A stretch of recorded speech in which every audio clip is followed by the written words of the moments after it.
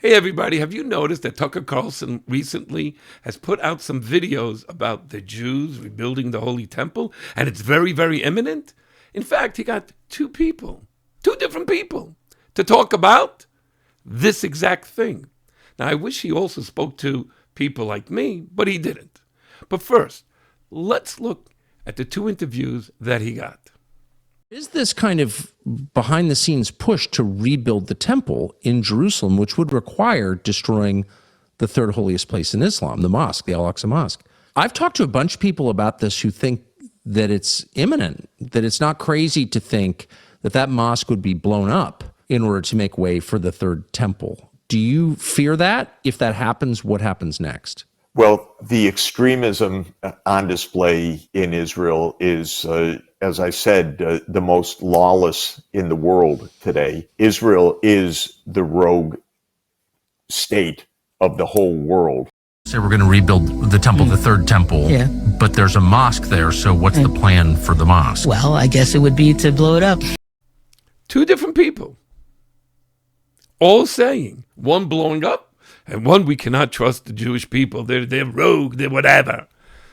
Well, what is the law about rebuilding the temple? Am I even allowed to go onto the Temple Mount? What is the rebuilding of who will do it? Do you know there's literature of law over 1,000 years about the rebuilding of the temple and what will happen? Let me read some of it to you. First and foremost, here's the first one I want you all to know about. When it comes to the concept of, can I go onto the Temple Mount, just walk onto the Temple Mount beyond the Western Wall? Chabad, along with many other rabbinic authorities and the chief rabbinate of Israel, consider it forbidden for Jews to walk on the Temple Mount due to the several key religious reasons, primarily ritual impurity. We are all impure until the Messiah comes, and we're forbidden to walk onto the holy ground or even into the Holy of Holy area. Therefore, the Jewish tradition maintains deep reverence for the site, and the prohibition is a continuation of respecting its sanctity, and the furthest that we can go is the Western Wall. I'm not allowed to go onto the Temple Mount. Now, there are times that you see different Jewish people going there. They feel they know where exactly you could go and not. I don't take that chance. Most religious Jews don't take that chance. Nobody even wants, there's no desire to go onto the Temple Mount. Why? There's no holy temple there. So when you go and you start putting into people's minds that the Jewish people are making plans to go and build a holy temple, well, there are plans. Why? Because we hope the Messiah comes any moment. And if it comes right now, okay, let's get the material together. But it's forbidden to do it until the Messiah comes. Really, Rabbi? Well, did you know there's laws of what will be when the Messiah comes and how to conduct? And until then, there's nothing you can do about it. This was written by the great Rambam, Rav Moshe ben Maimon, over 1,000 years ago, known in English as Maimonides. He wrote the laws, which we all keep by. Let me read to you what it says.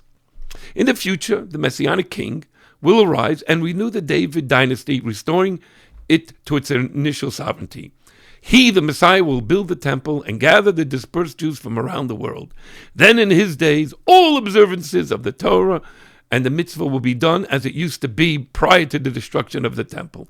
We'll offer offerings there. We'll do the sabbatical years, the Jubilee years, everything prescribed in the Torah.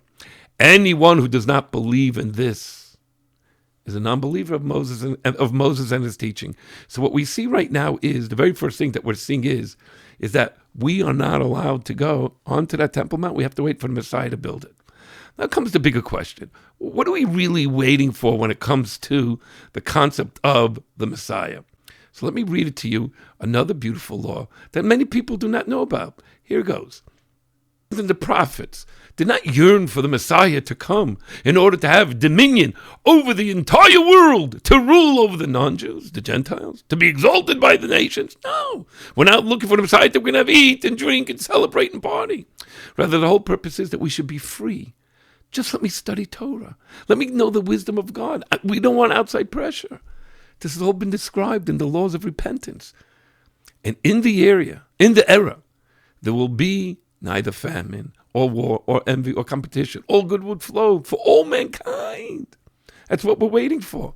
What will be the occupation of the whole world? To enter a world which will solely be to know God. My dear friends, I can't go on the Temple Mount. Tucker, do you get that? Nothing's going to blow up in order to build it. It's not my job. When the Messiah comes, that's his problem. He'll have to negotiate how things are going to be. Not my problem. I can't do anything about it. So please, if you're going to go and get interviews and some professor, like as if he knows, why don't you talk to the religious Jew that prays every day, that works every day for the blessing for the Messiah to come? Why haven't we done it for a couple thousand years? Why haven't we even started digging a foundation 500 years ago? It's not our job. That's the job of the Messiah. You and I, let's do good deeds. That's how you bring the Messiah, bringing light into the world. May God bless all of us and do whatever it takes to bring the Mashiach now. And that will bring harmony between all nations, the Jewish people, and you and I will occupy ourselves studying about God. Tucker, are you in? I am. Join me.